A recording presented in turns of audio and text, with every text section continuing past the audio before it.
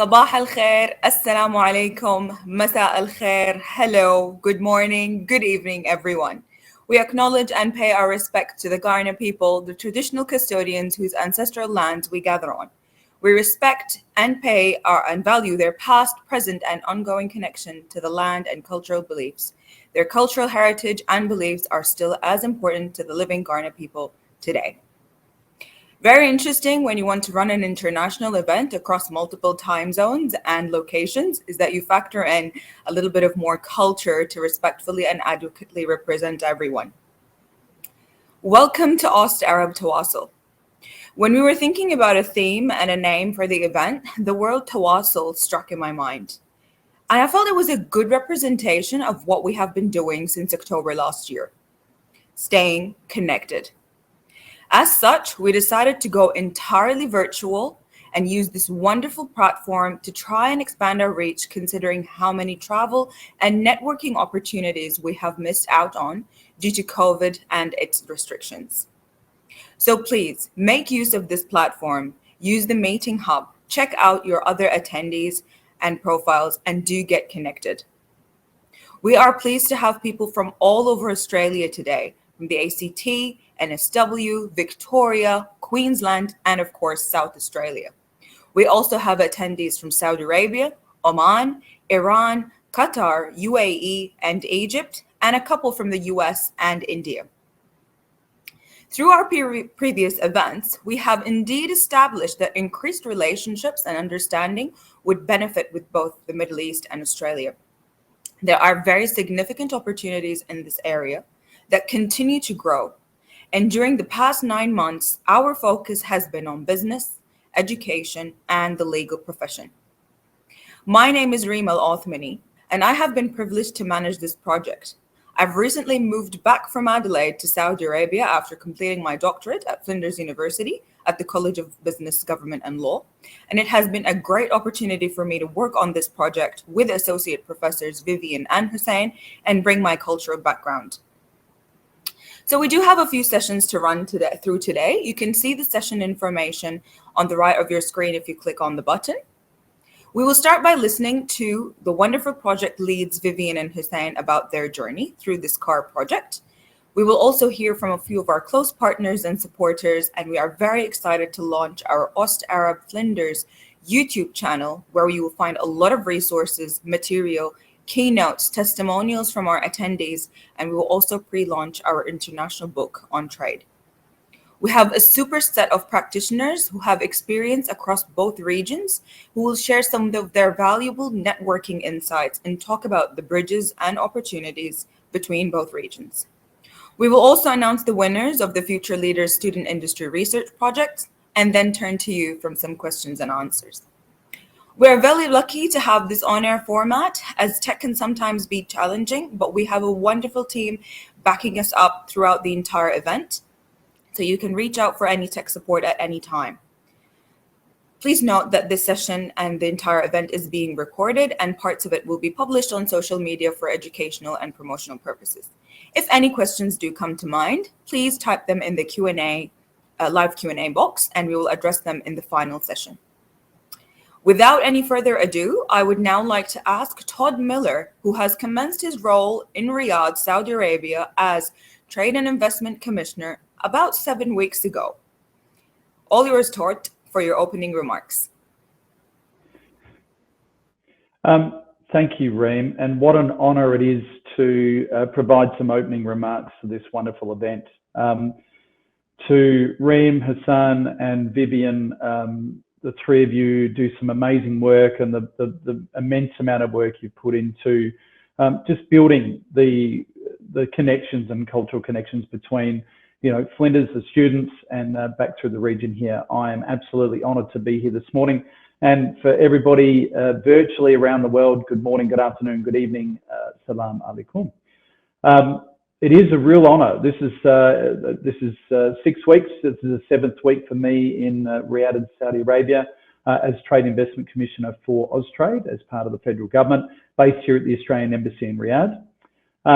It's been an amazing journey. I joined Austrade in January this year, spent 6 months in Australia pre-posting I'd had some very close connection with Flinders and this particular program previously with the South Australian government in the Trade and Investment Department. So to watch us both grow in many different ways, but in also very similar ways is quite exciting. Certainly like to acknowledge the Department for Foreign Affairs and Trade and CAR, sponsoring partners of College of Business, University, of course, the Australian Arab Chamber of Commerce and Industry, Al Tamimi and Co, Lady Morrow, El Shazli and El Sashaway law firms. Just fantastic that you're supporting the event. I think one of the important things here for me, being new to Saudi Arabia and the Middle East in terms of moving here with my wife and living here, is the sheer amount of opportunity that sits within this region. So programs like this and the ability to have connections from students, from business, particularly from law, where you're going to get into some practical things today, I think it's absolutely critical. The things that I've learned and my observations coming into the region and now being here for 6 and a bit weeks is what I'm sensing here in the kingdom and more broadly across the region is an inquisitive enthusiasm about Australia. There is some knowledge of Australia, and certainly what people in the Middle East and more specifically the kingdom here do see of Australia is exact premium quality. So when they're experiencing beef, for those of you in Australia that might be wondering where all the great tasting beef is coming, it's coming to here. I've had some amazing beef products. So we still get good steak back home, but certainly tell you the quality of the beef over here, the Australian beef is absolutely outstanding. So the quality of the beef, the quality of the education. So students, people from Saudi Arabia and the Middle East have headed to Australia to study. The sheer amount of quality and the absolute quality of people coming back out of the education system. Healthcare. So what you may not know in the healthcare system is in Saudi Arabia, the actual systems and requirements for nursing is at the Australian level requirement, which is really interesting. And so when you look at those even those 3 pillars of quality, one of the really interesting things is other businesses, people that are experiencing the part of Australia, those things, they're really interested to know more, because beyond that, their knowledge is pretty much the Gold Coast and beaches, and that's pretty much where it ends.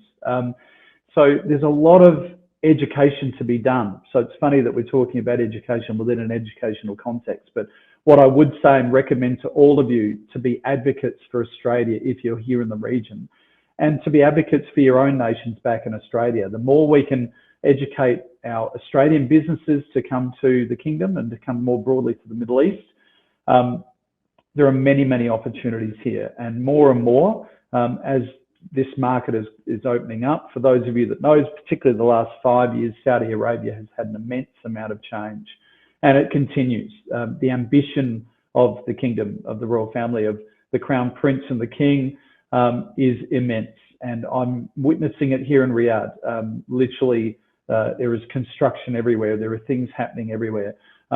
It is very, very exciting. So I would absolutely recommend that you make those connections. Today is about making connections. And what I would recommend is, keeping those connections and working through that. The last thing I'd like to say is that one of the things that I'm working on, and I've got a team here in Riyadh of 8, I've got another 9 staff across the region because I oversee the markets of Saudi Arabia, Qatar, Kuwait, Oman, Jordan, Bahrain, and Egypt, is particularly in Saudi Arabia, is this opportunity that sits in the kingdom with the giga projects. The giga projects of NEOM, Red Sea Project, Gidia, Diriyah Gate, and there's a few others. They're immensely large projects. You may well have seen NEOM in the Australian media probably about 3 weeks ago. They are incredibly large projects with multiple, many opportunities across every sector you could think of. And part of my role that I see here is about educating both sides around what the opportunities are and facilitating those connections and really working with that and helping facilitate. So I would encourage you to seek out the Vision 2030 of Saudi Arabia. It is an immense document that would actually probably help you gain some context around this market. And then beyond that, these giga projects are just, the future is very bright here, and as the market opens up. But that's probably it from me. Once again, good luck today.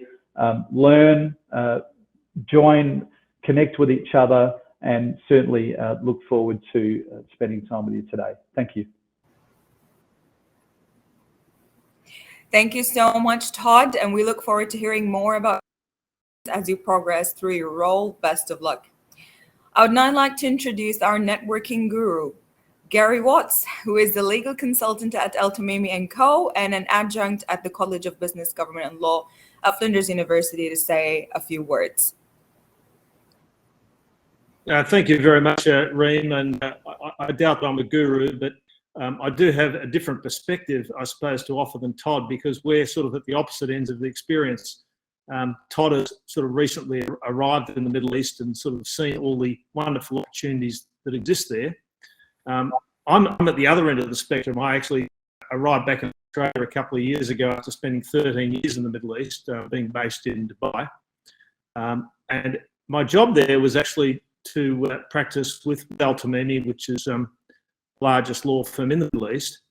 And really a large part of my day was spent helping businesses and people from all over the world who wanted to do business in the Middle East to find their way around and to sort of help them set up businesses and navigate issues that they struck in the region. Now, one thing that was incredibly disappointing to me for the 13 years I spent doing that work was that although there were clients from all over the world flocking to the Middle East, and certainly for large parts of that period to Dubai, very few of them were Australian. And there are reasons for that. And I believe that one of the reasons was the fact that Australians were basically reading a lot at that time that said that Australia was part of Asia and their future was in Asia.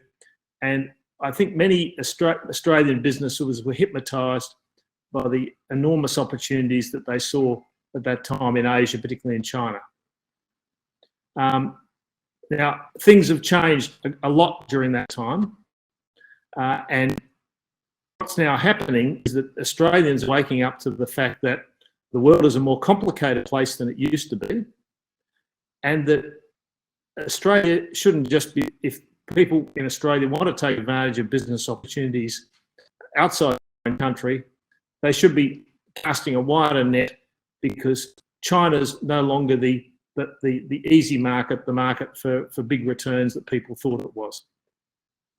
And that's a combination of the fact that the political situation has become more turbulent, and it's also contributed to, by the fact that in addition to that, the Chinese economy seems to be potentially running into some headwinds as well, which is going to constrain growth. In contrast, if you look at what's recently happened in the Middle East, the Middle East is exploding with growth.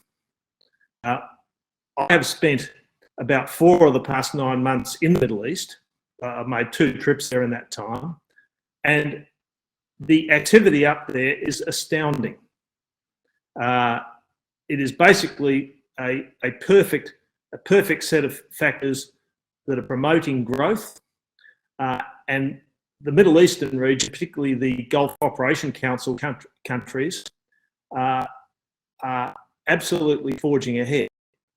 Now, part of this has to do with the fact that oil and gas prices have increased very significantly, and part of it is also the fact that there's been a very deliberate philosophy adopted by the rulers of the Gulf countries that they're open for business and they're doing business with all parts of the world.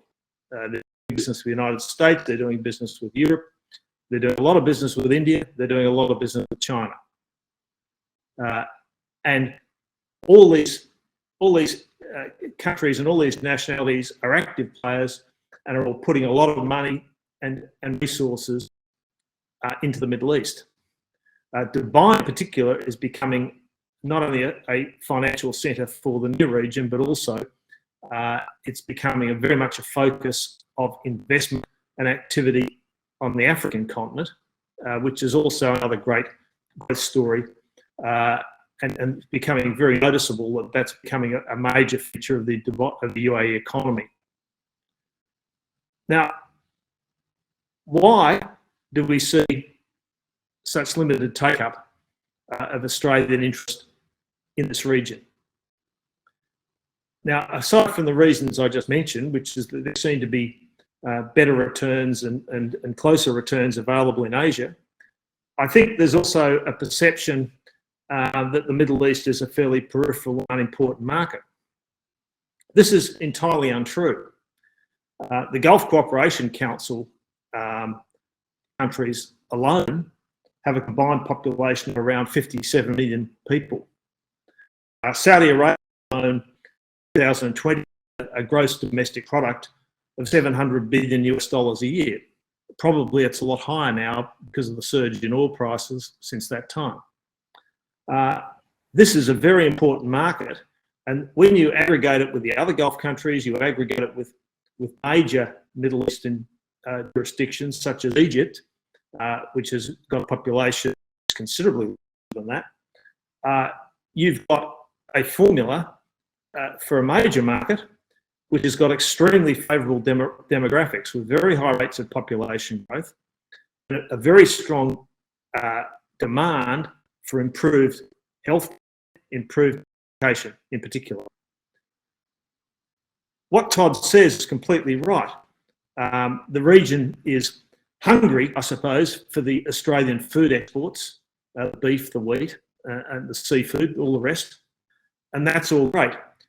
But Australians have thought too much in terms of the Middle East, if they do think of it, as a place to sell things. The real reward and the real dividends and the real future is in sharing knowledge, delivering services. That is where the growth is. The growth is, and the value is increasingly in knowledge, it's increasingly in technology, it's increasingly in know-how, and it's increasingly in educational services and healthcare services and things that go with that. So instead of thinking in terms of the things, we should be talking about sharing knowledge, which offers amazing opportunities for synergy between Australia and the Middle Eastern jurisdictions. And the world economy is really becoming a knowledge economy. If you look at the 6 most valuable companies in the world based on their market valuations, 5 of the 6 are actually knowledge-based companies. Apple, Microsoft, Google, Amazon, Tesla. The exception, though, is actually Saudi Aramco, which is very much about commodities. But the point I'm making is that just as Australia has been extraordinarily successful in developing an enormous market for educational services in Asia, it can do the same thing in the Middle East. Just as Australia can contribute so much value to education, to healthcare, and to other sort of high-value industries, it could do that in the Middle East. It's simply not doing enough. And that's why I think that this Tawasol initiative is an extraordinarily important and valuable initiative where Flinders University's College of Business, Government and Law is actively looking at creating, growing and cultivating the links that are needed between these 2 regions, where there is so much that they have to offer each other. I have greatly enjoyed my time, the 13 years I spent in the Middle East, and I wish that more of my fellow Australians would basically take the time to spend some time in the Middle East, take some time to get to know the people, not just fly over or stop over the Middle East on the way flying to Europe, and treat it seriously, because there's immense rewards which are associated with that. The good news is I believe that the recent developments on the geopolitical front have meant that the Australian government is very much aligned with these priorities. They can see that Australian companies need to pivot and need to get re-engaged with the global economy and to reduce their dependence on markets which have got shaky political foundations, for example, Russia and China. And the Middle East is the perfect free trade zone where all countries in the world do business and where there's immense opportunities to be gained with a very light touch in regulation and taxation. In particular, there's a hunger for legal services.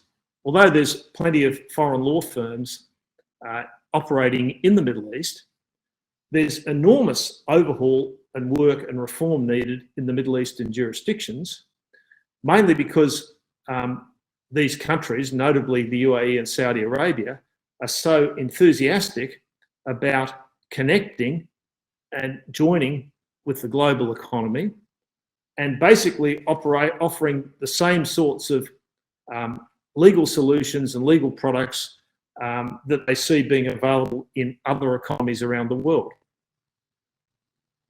And there is a rush, enormous bank up of new legislation that's under consideration in all these countries where Australia would have tremendous expertise to offer in all these areas, overhauling laws relating to financial matters, technology issues, fintech, environmental issues, and a whole range of subjects of that nature.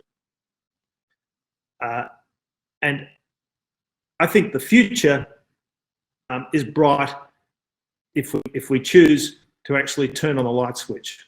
But at the moment, this is a wonderful initiative to try and basically bring the two sides together and to forge closer relationships between two regions which have got an enormous amount to offer each other.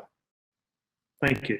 Thank you both, Todd and Gary, for your wonderful remarks. This gives us a great overview of a lot of the opportunities that are in both regions, and we look forward to hearing more about what we can expand and where we can expand.